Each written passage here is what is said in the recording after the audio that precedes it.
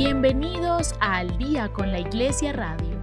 Únete a esta conversación y sigamos construyendo una iglesia que se fortalece día a día. Un espacio para conversar, ser iglesia y enriquecer nuestra fe. Bienvenidos.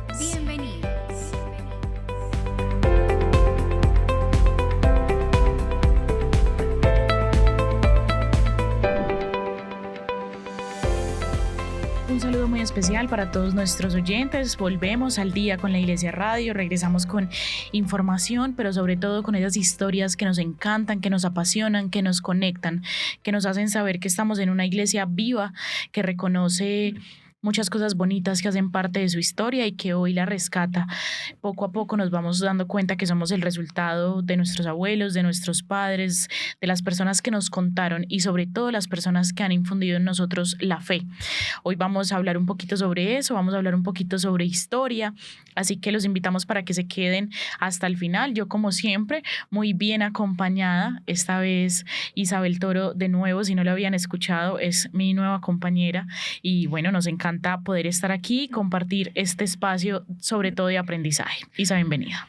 Muchas gracias, Vale, y bueno, hola a todos nuestros oyentes. De verdad que estoy muy emocionada por este programa en especial porque hemos visto un montón de cosas alrededor de lo que vamos a hablar hoy, entonces estoy bastante emocionada de este tema. Sí, yo creo que la emoción es de nosotras también. Esperamos que ustedes, queridos oyentes, también se unan a esta emoción. Vamos a hablar sobre la Virgen en una perspectiva maravillosa.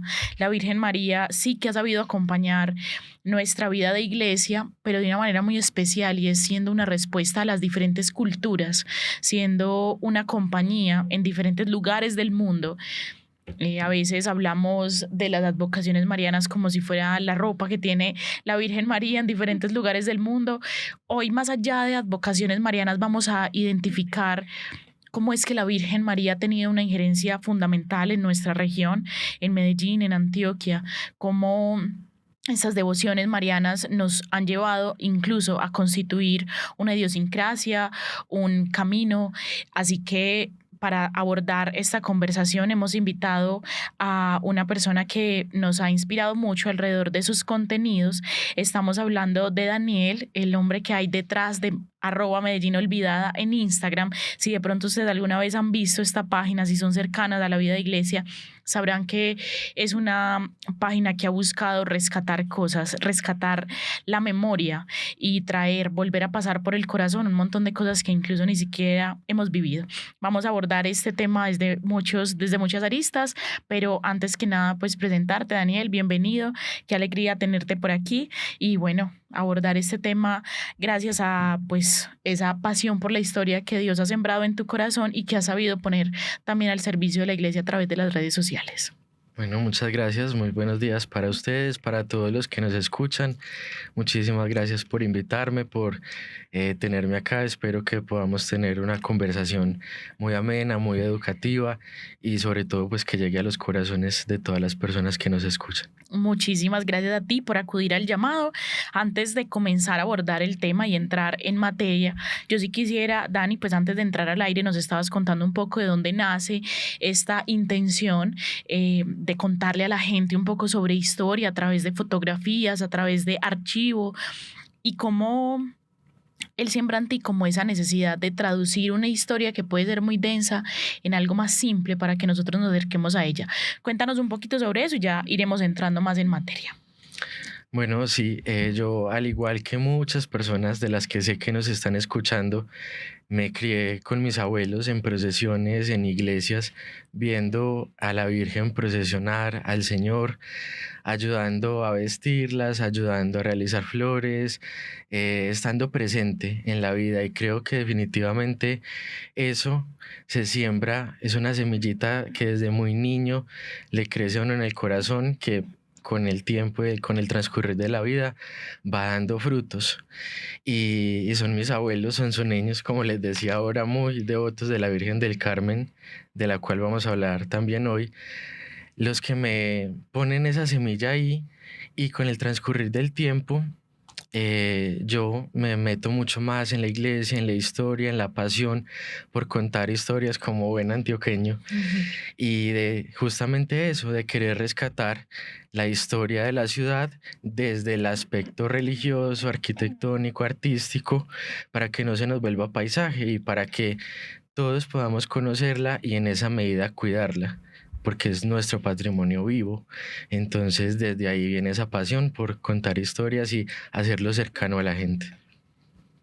Ok, sí, nos contabas también de, pues como ese acercamiento, digamos que en las procesiones con las imágenes. Yo también he tenido esta experiencia, le he contado a Vale como en varias ocasiones también, de ese acompañamiento que se hace a las vírgenes desde la cofradía, pues de Sí. que se hacen las procesiones, y siento que es algo muy especial. Siento que hacer como todo alrededor de esto y la tradición también como que nos acerca mucho, digamos que a los jóvenes, que ya no somos tan jóvenes, como a estas imágenes y también como a todo lo que hay detrás de eso, conocer la historia.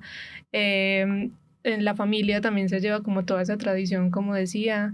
Entonces me parece también muy bello que nos acerquemos como a estas imágenes. Sí, yo creo que iremos, conforme va avanzando la conversación, nos iremos dando cuenta que yo creo que esto hace parte de nuestra vida y que desde chiquitos son historias que han sido contadas, han sido vividas y bueno, de esta manera pues irnos acercando. Hace poco veíamos un post que pues como les digo, si quieren observarlo y ver todo el contenido, pueden encontrarlo como Medellín Olvidada en Instagram. Veíamos un poco un contenido valiosísimo sobre unas devociones marianas, advocaciones marianas de Medellín, de acá, cercanas, de esas que podemos sentir que pertenecen al pueblo, que la gente siente. Empecemos entonces a contarle un poquito a la gente sobre esto, esas curiosidades que nos permiten acercarnos a esto, a este tema, como de una manera más propia, porque uno lo que siente propio, ahorita lo decías y quiero que reforcemos esa idea, uno lo cuida. Ujú. Bueno, claro que sí.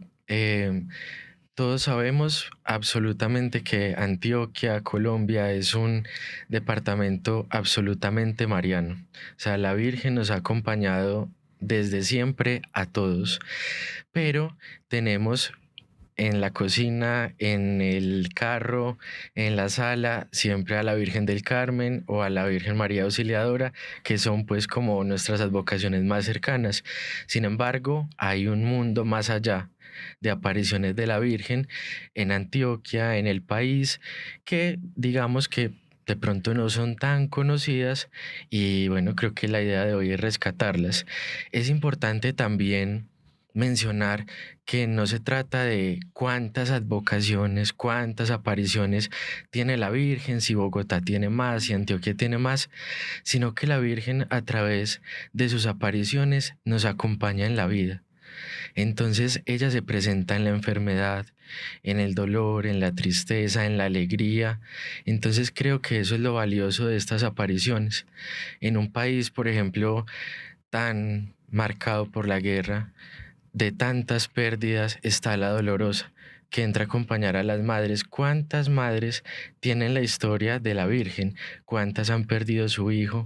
¿Cuántas son viudas? Entonces es una historia cotidiana donde la Virgen se aparece y dice, yo estoy ahí con tu misma historia. Entonces creo Precioso que eso. eso es lo que hace que Antioquia en especial haya acogido a la madre de una manera que también la vemos en los pueblos, con sus monumentos en Andes, en Jardín, en Envigado. Entonces la madre se maxifica y cuanto más en la Santísima Virgen. Claro, como la magna, o sea, es Ujú. que, pero lo que dices, pues sí, y no sé a Isa qué le parece, pero como que sí, sentirla cercana Sí, y que eso al final es como lo que busca incluso el proceso de piedad, que yo creo que con la Virgen de pronto no funciona, bueno, no, sí funciona, claro, o sea, lo catequético siempre es fundamental, pero la piedad aparece como una experiencia personal. exacto. Es a través de la identificación donde uno ya encuentra como ese sentido de pertenencia, porque uno puede hacer cosas pues por costumbre, porque le dicen vaya a misa cada 8 días, pero ya en la experiencia personal es que uno encuentra ese gancho y se queda ahí. Absolutamente. Vamos entonces entrando en estas advocaciones propias. En uno de tus posts comenzaba entonces a hablar sobre Nuestra Señora del Rosario de la Piedra. Así es. Esta es una historia muy cotidiana que sucede en Belén, acá en nuestra ciudad, en la cual estamos hablando de hace muchísimos años, en 1857, donde una campesina va a la quebrada La Jabonosa diariamente a lavar su ropa, como se usaba antes, a lavar en el río, y ella era muy pobre. Entonces, agobiada en algún momento por sus deudas, por su escasez, ella estaba lavando y ve que en el río reluce una piedrita más que la otra.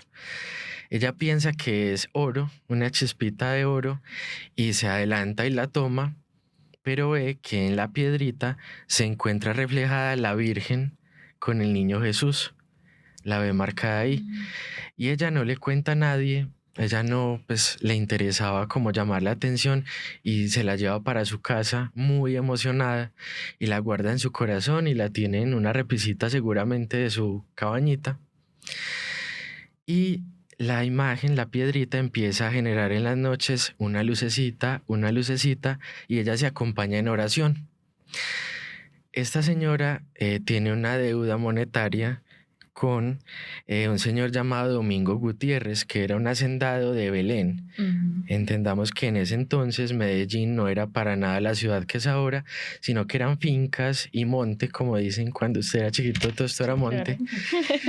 Y él era un hacendado al cual ella le debía un dinero. Una vez el señor llegó a ver mi plática y ella no tenía nada para pagarle. Y lo único valioso que ella tenía era la piedrita, y ella se la dio. El señor en ese momento no entiende y le da, entre su rabia y su risa, le dice, bueno, preste. Y se va con la piedrita, y la señora entrega lo más valioso que ella tenía, que era su Virgen. El señor se la lleva para la casa, la pone en cualquier parte y ve que vuelve a suceder lo mismo.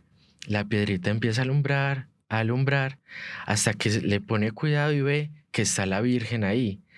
El señor empieza a contar la historia con la familia, con los amigos, y la llevan donde el párroco de Belén.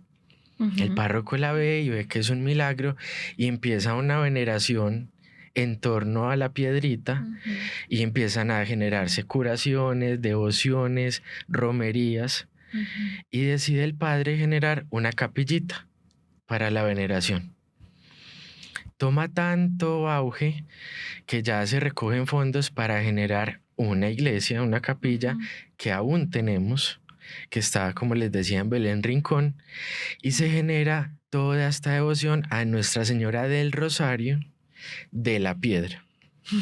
Wow. Ella aparece con el rosario, pero pues como saben, donde se va apareciendo la Virgen toma como el nombre o del lugar o de lo que suceda, y entonces se conoce como Nuestra Señora del Rosario de la Piedra. Allá aún podemos encontrar la piedra a la cual le pintaron como el relieve. Es muy linda, es como en forma ovalada, y recibe veneración todo el día, todos los días. Van grupos, van desde varias partes del país, y se siente algo muy lindo al estar ahí. Es algo que a lo mejor hemos experimentado en santuarios marianos. Incluso el barrio recibe este nombre a medida, pues, de que va pasando el tiempo, el nombre de del barrio Capilla del Rosario. Y el colegio que hay ahí también la asume como patrona. Entonces, aún podemos, como les decía, la invitación para los que no sepan, visitarla allá en Belén Rincón. Wow. Yo esto no lo conocía, pues toda esta historia, yo la conocí incluso en ese seriado que montaste en las redes sociales, y me pareció increíble porque siento que también es una historia pues muy, muy antigua, ya es bastante tiempo de esto, y me parece muy bonito cómo esas, como que ya se van volviendo tradiciones y van pasando de generación en generación, y ahora Y ahora todo el mundo como que se reúne, digamos, como alrededor de estas advocaciones que se van presentando. Y ahorita también decías algo que me parecía muy bonito, que más que la historia que se presenta, pues digamos que cuando se da el momento de la aparición, es como el mensaje también que queda en las personas, pues en la primera persona que recibe como esta imagen y ya como se va pasando también como en las personas a su alrededor, entonces me parece muy bello. Si pasamos entonces a Nuestra Señora de las Misericordias. Así es, esta historia viene muy a propósito porque recién tuvimos la coronación, la celebración de Nuestra Señora de Chiquinquirá, la reina y patrona de Colombia, la cual es una de las advocaciones más antiguas de Colombia. Esto se da en el marco del Congreso Mariano de 1919. Se da la coronación de Nuestra Señora de Chiquinquirá en Bogotá. Debido a ese congreso, que fue algo muy importante para el país, en Santa Rosa de Osos se decide poner la estatua de una virgen para conmemorarlo, para conmemorar el Congreso Mariano, una imagen que se le encarga al maestro Carvajal y se pone en la plaza de San Ignacio. Ella empieza a ser conocida como la Virgen Blanca y queda al frente del que era entonces el seminario de Santa Rosa de Osos. La Virgen empieza pues a tener su devoción, la gente le lleva velas, le lleva flores y ya la empiezan a conocer como Nuestra Señora de las Misericordias, porque se dice que los seminaristas desde la ventana le pedían misericordia y fuerza para poder pues continuar su vocación y su formación, y se le comienza a llamar como Nuestra Señora de las Misericordias. A medida que pasa el tiempo, la gente pues va a rezarle y una señora que llevaba muchísimos años enferma obtiene la curación yendo todos los días a orar el rosario ante la Virgen. Y pues obviamente entonces se va regando la bola, como se dice, de la gente y empiezan a llegar cada vez más y se le empieza a construir una pequeña gruta y se le empieza a dar forma. Entonces es Monseñor Builes quien le da como un orden y le pone como el corazón a ella, porque él creció también viéndola. Claro. Entonces ya es para el siglo XX donde se comienza a indagar sobre la Virgen, sobre sus milagros y a pasarle esto al Vaticano, que ustedes saben pues para declarar una advocación debe llevar un proceso de pues, ciertos milagros, de ciertas cosas que la reconozcan oficialmente. Hay algunas que aún no lo tienen, otras sí. Y son tantas los testimonios de milagros que se reciben que se empieza a construir una capilla en torno a ella. En torno a ella, en los años 40. Y también se corona. Es una señora, Ana Moreno, que era una persona en situación de calle, que le tenía tanta devoción que empieza a ir puerta a puerta a pedir joyas o plata para construir la corona. Entonces todo el pueblo obviamente apoya con alhajas, con anillos, con aretas, con dinero, y se manda a fundir una corona en oro, y es en el 48 donde se corona la Virgen. Todo gracias a la piedad de esta señora. Wow. Entonces ya cuando su culto pues está muy formado, se realiza un sorteo impulsado por Monseñor Builes para definirle un nombre. El nombre ya se lo había dado el pueblo, tenía, claro. Era Nuestra Señora de las Misericordias, y pues se pone como patrona de la diócesis. Wow. Es tanta su importancia que es la patrona incluso actualmente. Y ya en los años 80, Juan Pablo II da la bula para que se corone canónicamente. Entonces viene un monseñor de Bogotá que era de Santa Rosa y la corona. y desde entonces es pues la advocación más querida, más importante. Sus procesiones se realizan en el 8 de septiembre y son famosas desde días antes. Se realizan rosarios de aurora muy típicos pues en nuestra cultura y es muy muy importante para Antioquia y por supuesto para su pueblo. ¿Sabes qué pienso, Dani, cuando te escucho? Como que me imagino estos lugares en otra hora, claro, pero también hoy. Y me parece muy conmovedor pensar que muchos de nuestras ciudades, de nuestros pueblos, se construyen en torno a estas realidades. Sí. Entonces, como que, claro, hay milagros que son pues increíbles, que uno podría decir una sanación, una curación, saldar una deuda, bueno, tantas cosas que pueden suceder como así de manera muy, muy grande, pero el milagro cotidiano que hace en un pueblo, o sea, unir a la gente, transformar la vida de Ana Moreno, que fue puerta a puerta y decir, ese es mi propósito y es coronar a la Virgen, pero de esa manera también es como la evangelización que la Virgen hace por sí sola. Exacto. Y que llega a los corazones como sin pedir permiso, y eso me parece muy bello. Y las personas que le han abierto la puerta de su corazón a la Virgen bajo cualquier advocación o bueno, de la manera en la que la quieren ver, han o hemos identificado que la Virgen enseña, muestra y es como refugio sin mayor cosa. O sea, ella siendo ella y de la manera en la que apoya a su pueblo, acompaña. Y esto que nos habla pues como de una tradición que ha ido acompañando cada lugarcito del que nos habla y también de tantos otros que seguramente no sabremos y que suceden en muchos lugares de Antioquia, Medellín. Pues sí, siento que me conmueve mucho imaginarme esos pueblos construidos alrededor de una devoción tan importante. Vamos avanzando. Ya llevamos 2 historias maravillosas: Nuestra Señora del Rosario de la Piedra en Belén Rincón, Medellín, Nuestra Señora de las Misericordias en Santa Rosa de Osos, y nos hablabas antes de entrar al aire sobre la Virgen del Rosario de Arma en Río Negro, tengo entendido. Entonces ahí nos vamos como expandiendo para seguir conociendo.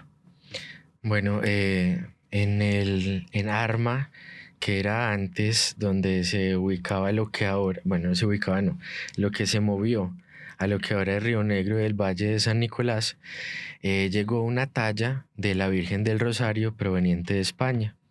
Arma era una zona muy pequeña, era un lugar pues de paso, y allá pues se le daba culto. El padre de Arma la tenía en su iglesia y tenía muchísima devoción. A medida que van pasando los años, Arma decae tanto en estructura como en población y la gente migra a lo que ahora es el Valle de San Nicolás, o sea, Río Negro. Y digamos que toda la iglesia, la parroquia, todo lo que había, migra ahí, junto a la Virgen. El padre en inicio no quería que se llevaran la Virgen porque decía que Arma se iba a quedar pues sin identidad, aún había pueblo ahí y él no quería. Entonces, muy astutamente el alcalde y el párroco de ahora Río Negro la piden prestada en procesión, para una procesión, pero la Virgen nunca volvió. No La Virgen se fue y se quedó en Río Negro. Entonces, a partir de ahí empieza a recibir culto en Río Negro. Es una Virgen que tiene muchísimos milagros también y que tiene varias restauraciones muy importantes, desde ya hablando desde lo artístico. La han intervenido maestros muy importantes y ella sufre un incendio en el cual era tanta la devoción por la imagen que ahí también pues entra mucho la gente donde deposita su fe y por qué es importante el patrimonio. Porque la fe es acompañada del patrimonio, porque la gente deposita su fe en tal iglesia, en tal imagen, y eso se queda con la gente. Entonces fue tanta la devoción de aún los pedacitos de carbón que quedaron de la Virgen, que la gente no quería desecharla y tener una nueva. Entonces, dentro de la Virgen que tenemos ahora están los restos de esa Virgen anterior. Wow. es en unos rayos X donde se encuentra que está los pedacitos de madera de la Virgen anterior y está construida una más o menos más nueva, pero pues igual tiene todo el cariño y la devoción de la gente, y es también recibió un patronazgo en Río Negro muy importante. Ella aún sale en procesión, también está coronada, y también la podemos encontrar en la iglesia principal de Río Negro. Ok, no, es que definitivamente como todas las historias alrededor de esto son demasiado increíbles. No conocía como todo esto que había detrás, y me parece muy increíble también, pues porque lo hemos dicho como en todo el programa, cómo se convoca a la gente dentro de estas veneraciones, pues digamos como a la Virgen. Y hay una que me parece, pues es como la principal, digámoslo así, es la Virgen de la Candelaria, que es bastante importante en Medellín, si quisiera conocer como su historia. Bueno, la Virgen de la Candelaria es mi favorita, si tuviéramos que elegir. Te quedas con la Candelaria. Sí, es una historia como de amor, que digo yo, porque yo me crié en el centro. Entonces, por supuesto, a 2-3 cuadras de mi casa está la Basílica Menor de la Candelaria. Entonces yo me crié viéndola en misa, conociéndola, y yo la siento muy cercana. Es una historia que me encanta. Tengo sus libros, la tengo en la entrada de mi casa, y es por supuesto gracias a nuestro actual arzobispo, que la recupera como patrona de la arquidiócesis, que antes era Santa Bárbara, y ella nos ha acompañado desde el momento cero de la villa de Medellín. Ujú. Es desde España la reina Mariana de Austria que nos envía un cuadro de la Virgen de la Candelaria, que también es muy famosa en España. Estos cuadros no tenían mayor belleza en cuanto a lo que vemos pintado, porque eran cuadros simplemente para realizar catequesis. Entonces no los vemos tan enjollados, con vestidos tan exuberantes como digamos encontramos algunos en España, sino que es una imagen para que se haga la transición entre los pueblos indígenas que se convierten al catolicismo y puedan verla de una manera sencilla y cercana. Nosotros recibimos el lienzo y se le comienza a dar culto en la iglesia de la Candelaria, que en ese entonces era la Basílica Mayor. No teníamos todavía construida la actual, que queda pues acá en Villanueva. Y ella nos ha acompañado desde ese momento cero, como yo les digo. Nos ha visto pandemias, nos ha visto desastres, ha visto nacimientos, ha visto la creación de la ciudad que se crea acá en el que era Aná. Hay una discusión entre Medellín, donde nace, si en el Poblado o acá en Aná, que era una población muy pequeña, pero Medellín nace en Aná. El Poblado tiene una historia, aunque cercana, diferente, y en Aná llega Nuestra Señora de la Candelaria, llega el lienzo. Entonces desde acá donde nace su devoción, donde siempre ha estado, donde tiene toda su importancia, toda su patronazgo desde el principio, como patrona de Medellín. Y las fiestas antes eran de días y semanas muy organizadas, donde se realizaban toreo. Ujú. Se llevaba comida a todo Medellín, habían cofradías encargadas de realizar las fiestas de Nuestra Señora de la Candelaria, que eran importantísimas. Todo el mundo llegaba y se congregaba en torno a ellas. Ahora, digamos que ha decaído un poco, pues a comparación de lo que teníamos Claro. en ese momento, pero la fe, por supuesto, está en el corazón de todos y eso no se va a perder. Dani, a mí me gustaría que hiciéramos un pequeño paréntesis en todo esto que hemos recorrido, estas advocaciones marianas que marcan nuestra región y que nos permiten conocer un poco desde dónde nace nuestros pueblos, y es el arte. Hemos hablado de pues la Virgen en una piedra, hemos hablado de la Virgen hecha en madera, hecha no sé si pues en qué más materiales, Lienzos. pintada.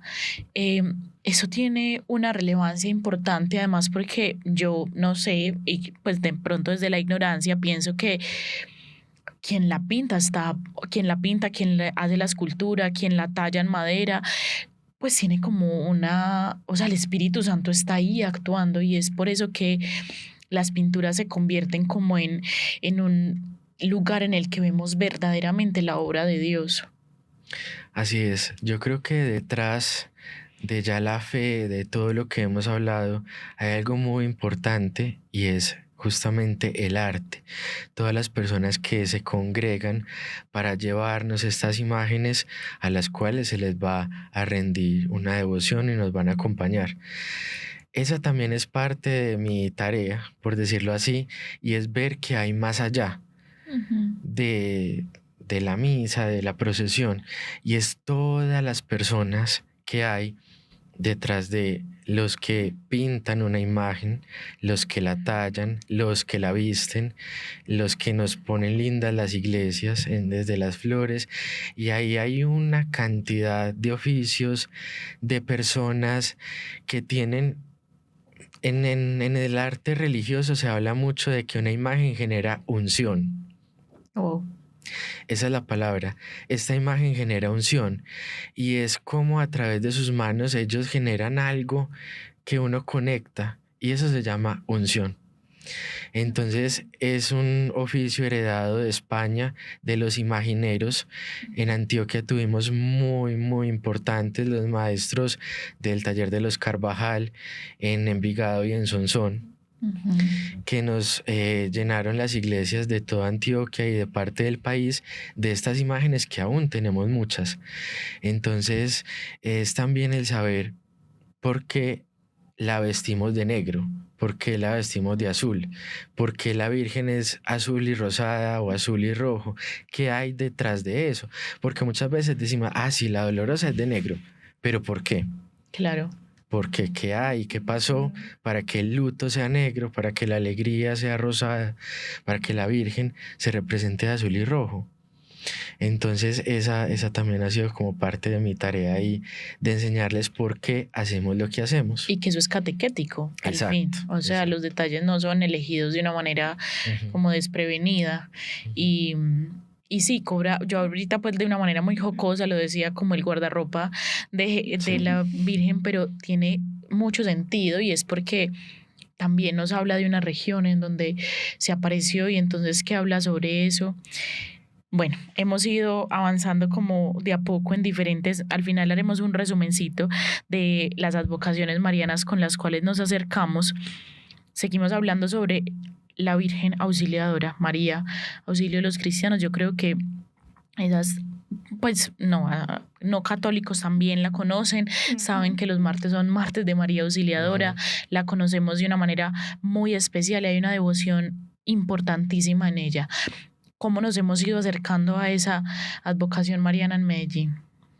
Bueno, María Auxiliadora tiene una historia muy importante, creo que está en el corazón de todos los antioqueños. Indudablemente para nosotros los martes son de María Auxiliadora, Sí, los martes son de ir a comer el buñuelo a Sabaneta e ir a misa. Y María Auxiliadora tiene una historia muy importante en Medellín antes de Sabaneta, y es que la iglesia de San Juan Bosco, que está en el Hueco, pero que también está dedicada a María Auxiliadora, fue el primer santuario de María en el país. Entonces es algo que de pronto mucha gente no sabe claro. y ya digamos que Sabaneta tiene un poquito más de reconocimiento, pero es importante también saber que en el corazón del centro tenemos el primer santuario mariano dedicado a María Auxiliadora. Pero por supuesto, María Auxiliadora, si bien nos ha acompañado desde siempre, cobra su importancia en un momento muy delicado de Medellín, el cual es la violencia de los años 80 y los años 90, en el cual la Virgen recibía a todos. Yo creo que lo que nos puede enseñar la devoción a María Auxiliadora es que no importa quiénes seamos, ella está ahí para generarnos conversión. No importa si pues tenemos una historia de violencia detrás de nosotros, si somos los generadores de esa violencia, siempre y cuando nosotros sintamos ese deseo y ese llamado de, aunque yo sea la persona más mala y más pecadora, llegar a su altar, hay algo, hay una chispita de la Virgen que está ahí. Y ella, estoy seguro que nos va a cambiar el corazón, como seguramente pasó con muchas personas. Y es ese auxilio el que nos rescata de una vida que siempre está en constante moldeamiento. Nadie es perfecto. No hay, por supuesto, santos sin pasado, ni personas sin un futuro de conversión. Y ella está ahí para auxiliarnos. Y nos lo demuestra en ese momento de la historia. Qué bonito. Y bueno, definitivamente, como decían ahorita, creyentes o no creyentes, también esto se vuelve algo que ya es cultural, pues que Exacto. ya nos atraviesa a todos, todos las conocemos, todos conocemos como estas diferentes advocaciones. Y hay una que pues está por estos días que la estamos celebrando, y aprovechando también que Dani tiene como esa conexión con Sonsón que se ve también bastante como en ese territorio, que es la Virgen del Carmen. Así es, la Virgen del Carmen es muy importante ya en un aspecto personal, porque hago pues mención a Sonsón porque es a Sonsón donde llegan los primeros carmelitas a fundar. Es a Sonsón entre 1914 y 1917, entonces obviamente Sonsón es carmelita a morir y desde ahí se va extendiendo toda su devoción. Ella llega al lomo de mula, como se abre todas las montañas de Sonsón con nuestros arrieros, y es un símbolo no solo de la vida, sino de la muerte. En el escapulario de la Virgen del Carmen encontramos la promesa de que ella va a estar ahí si lo portamos a la hora de la muerte, y lo vemos, por ejemplo, en la iconografía, como ella rescata a las ánimas del purgatorio y las lleva a través del escapulario al cielo.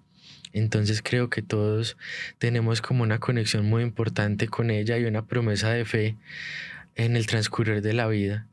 Entonces ella llega, por supuesto, de España, llega con los arrieros. En España es muy importante para la parte naval. Es patrona la procesionan en barcas por el mar, y a nosotros nos llega en mulas, que es en lo que nos transportamos. Entonces imagínense esos arrieros abriendo camino en una selva espesa, con lo único que tienen de que aferrarse y echarle mano al pecho, su escapulario. Entonces es la Virgen la que nos ayuda a ir abriendo camino, a ir fundando, a ir llevando su mensaje al lomo de mula. Y esto solo evidencia lo que tenemos hoy, una fe absoluta por la Virgen del Carmen, en la que ya no están las mulas, pero están las motos, están los carros. Entonces todos tenemos el escapulario, la medallita de la Virgen, nos congregamos para que nos bendigan el carro todos los 16 de julio. Entonces yo digo siempre que el 16 de julio es como el 31 de diciembre, en el que empieza un año después de que nos bendicen el carro, y otra vez hasta otro 16, y ella nos acompaña siempre. La Virgen del Carmen es tan fuerte, todo su legado, toda su advocación, que antes no se usaba ponerles ropa normal a las personas difuntas, sino que se enterraban con el hábito carmelita. Tenemos un archivo muy bueno en la Biblioteca Pública Piloto, y a lo mejor en muchas casas, que es un punto en el que se usaba la fotografía. ¿Cualquier persona? Sí, la fotografía post-mortem, que era que se tomaba una foto a la persona ya muerta como para guardar un recuerdo. Es una moda. Incluso en mi familia tenemos una foto de un tío que falleció muy pequeño, y está la foto de él con unas alitas de ángel en el ataúd. Entonces era algo que se usaba. Sí. Entonces vemos ahí todos los mayores con su hábito carmelita, y por supuesto con el escapulario. Entonces miren lo importante que era, que pues era justamente lo que les decía, un acompañamiento hasta después de la muerte. Posteriormente, ya pues empiezan a fundar carmelitas en el Parque Berrío, fue donde tuvimos su primer monasterio, y luego migra a la mansión, al convento de San José, que actualmente está. Es una historia muy fuerte que incluso ahora no podríamos imaginar todo ese trascender de las hermanas carmelitas en Medellín, porque tuvimos al coronel que llamaban, el coronel Mosquera, que apodaban Mascachochas, ya les contaré por qué, que se aleja de la iglesia y dice: a partir de hoy no tenemos más religiosos en Colombia. O sea, él veta la religión católica en Colombia, y entonces dice: mañana a tal hora, todas las órdenes fuera de Colombia, o se adoptan a como yo las quiera plantear, o se van. Entonces carmelitas, jesuitas, ignacianos, todos tienen que empezar a irse, saquean los conventos. El convento que tenemos ahora, llegó el alcalde una tarde a entrarse a la fuerza, a sacar a las monjas carmelitas y a expropiarles todo. Las monjas, por supuesto, oponen su oposición. La gente hace cadenas humanas para no dejar entrar a las autoridades. Sin embargo, tumban, y cuando entran al convento encuentran a la abadesa y a todas las monjas de rodillas, dispuestas a no dejarse sacar. Lamentablemente las sacan, las monjas empiezan a rodar de casas de gente que las recoge, pero pues años después nuevamente tienen licencia, pero es una historia muy fuerte. Claro. Y bueno, ahora actualmente tenemos la procesión cada 16 de julio, que sale desde nuestra Catedral Metropolitana, la Siempre Bella, como la llamamos, hasta la iglesia de Manrique, que es también carmelita. Antes la procesión salía desde el Parque Berrío, desde la Candelaria, pues porque esta era la basílica. El recorrido entonces luego cambia. Es una talla bellísima la que tenemos bajo custodia durante el año de las Hermanas de San José. Llega de Barcelona. Es una talla española, es en madera, es bellísima, donde nos presentan al niño, la imagen está coronada y procesiona desde muchísimo. Tenemos ya recuento que desde los años 30 se está realizando la procesión ininterrumpidamente con esta imagen todos los años. Entonces, llegar el 16 de julio no es solo encontrarse con la devoción que hemos heredado, sino también con la historia. Claro. Porque al ver la imagen podemos ver la talla, la historia, cómo era el estilo de pintura y de talla de ese momento, y que está perfectamente pues preservada por las hermanas. Dani, qué lindo ver, y yo creo que hemos llegado pues a Nuestra Señora del Carmen como última advocación mariana en esta conversación, muy también en consonancia pues con este momento que hemos vivido. Pues estamos en el marco de la fiesta de Nuestra Señora del Carmen, pero también porque vale la pena como por un momento detenerse y ver que esta celebración va mucho más allá de los pitos, de los carros, de los buses, el decorado, que de hecho a mí me parece que siempre es muy hermoso uno cuando sale y ve el desfile, todos los buses decorados con la Virgen del Carmen.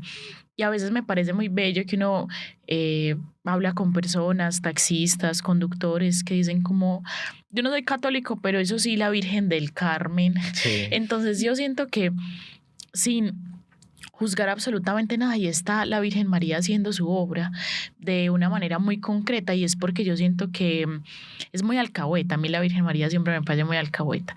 Entonces como que uno en la vida de fe, cuando se acerca a la Virgen María, aparecen siempre cosas que a uno le parecen pues que eran imposibles. Y que esto nos habla también de una fe, de un pueblo que se ha construido también de su mano, como sostiene y le da vida a una iglesia. Y yo creo que por eso es que pues nosotros seguimos siendo muy sólidos en la fe y bueno, seguimos creciendo y pedimos siempre por esta arquidiócesis, pero es porque la Virgen ha marcado como puntos muy importantes para nuestra fe. Exacto, es como yo les decía al principio y como hemos podido ver hoy, no es cuántas advocaciones tengamos, es en cuántos momentos de la vida la Virgen aparece para decirnos, ahí estoy. Uh-huh. La Dolorosa en el dolor, la Virgen de Lourdes en la enfermedad, la Virgen del Carmen en la muerte. O sea, ella nos acompaña a través de todos los momentos de la vida. Qué lindo eso, Dani. De verdad que escucharte y conectarnos con esto tan bonito, que si tienes una habilidad impresionante para hacer la historia, facilita. Seguro eso eran historias gigantes. Pero que nos hace más sentido. Vamos a hacer un repaso rápido para nuestros oyentes de lo que hemos vivido en este programa, y si usted llegó tardecito, lo invitamos a que lo vea en nuestros canales. Ahorita les recordamos cuáles son. Hemos hablado de Nuestra Señora del Rosario de la Piedra, más local, aquí en Medellín, en Belén. Nuestra Señora de las Misericordias en Santa Rosa de Osos. Luego fuimos a Virgen del Rosario de Arma en Río Negro. Luego pasamos a la Candelaria, como una advocación mucho más extendida, conocida por muchos, pero también apropiada por muchos. María Auxiliadora. Y finalmente la Virgen del Carmen. Un recorrido que nos deja claro que no ha sido casualidad este camino que hemos recorrido, y que nuestra vida de fe y nuestra vida social, civil, también ha sido acompañada por la Virgen María, que si hay una conclusión de este programa es que no nos ha soltado ni un minuto en nuestra historia. Sí, me parece muy lindo cómo siempre nos acompaña, como en cada momento que la hemos necesitado, manifestándose como de diferentes formas en los momentos que la necesitemos, como que se manifiesta justo como lo necesitamos. Entonces, qué bello tener esa madre siempre ahí acompañándonos. Bueno, para cerrar, quisiera leerles algo muy lindo a propósito de la Virgen del Carmen. Que habla pues de Medellín, de la Virgen del Carmen, que creo que es muy valioso y me gustaría compartirlo con ustedes. Claro que sí. Hay un latido antiguo en Medellín que no lo apagan los años ni el olvido. Es el rumor de campanas y plegarias que sube al cielo desde cada barrio querido. La Virgen del Monte Carmelo, serena, camina entre flores, promesas y fervor. Lleva en sus manos la esperanza del pueblo y en su mirada el consuelo del dolor. Desde el corazón de la ciudad despierta hasta las lomas donde canta el amanecer. Su nombre florece en labios agradecidos como una llama que nunca deja de arder. Y allí, donde Manrique abraza la montaña, la fe aprendió a vestirse de tradición. Las calles guardan el eco de las procesiones, los balcones se adornan con devoción. Cada julio renace la memoria entre cirios, escapularios y canción, porque amar el Carmen en Medellín es heredar la fe de generación en generación. No es solo una imagen la que avanza, es la historia de un pueblo que nunca olvidó, que en el Monte Carmelo encontró una madre que con manto de estrellas siempre lo cobijó. Medellín la contempla con orgullo, Manrique le ofrece su más sincero altar, y mientras haya una campana que la nombre, su amor por el Carmen jamás dejará de sonar. Muy hermoso, qué lindo que todo eso incluso también estuvo mediado por el arte, porque eso nos habla de nuestra humanidad y nuestro intento de retratar esa experiencia profunda de Dios. Y bueno, Dani, qué honor tenerte aquí, tener a Medellín Olvidada en Al Día con la Iglesia Radio. Que no sea la última vez, que podamos seguirnos deleitando de tu conocimiento sobre la historia, pero también tu fe, que eso al final, pues Medellín Olvidada es solamente una radiografía de la fe que fue inculcada por tus abuelos, pero también de una fe que es vivida y asumida en tu actualidad. Así es, muchas gracias a todos por abrir el espacio de sus casas, por permitirnos llegar, y la invitación por supuesto es a que sigan cada uno desde sus conocimientos con esa chispita de conocer a la ciudad, de seguirme para que la historia se les haga no paisaje, sino algo que nos llene de orgullo como nos llena todo lo que nos pertenece a los países.